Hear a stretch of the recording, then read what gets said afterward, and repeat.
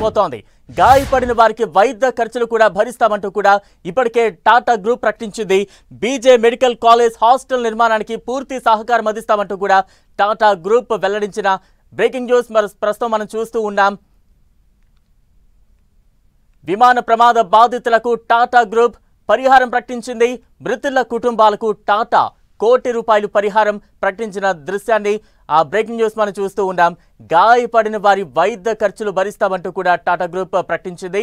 అలాగే ఏదైతే బీజే medical college hostel దాని మీద విమానం క్రాష్ అయిందో దానికి సంబంధించి ఆ హాస్టల్ నిర్మాణానికి కూడా పూర్తిగా సహకారం అందిస్తామంటూ కూడా టాటా గ్రూప్ ముందుకు వచ్చిన సిచ్యువేషన్ కనిపిస్తూ ఉంది. విమాన ప్రమాద బాధితులకు టాటా గ్రూప్ అండగా నిలబడుతోంది.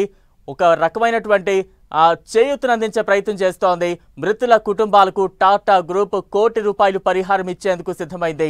గాయపడిన వారి వైద్య ఖర్చులు కూడా పూర్తిగా భరిస్తామంటూ కూడా టాటా గ్రూప్ కొద్దిసేపటి క్రితమే వెల్లడించింది. బీజే మెడికల్ కాలేజ్ హాస్టల్ నిర్మాణానికి కూడా పూర్తిగా సహకరిస్తామంటూ కూడా టాటా గ్రూప్ వెల్లడించింది.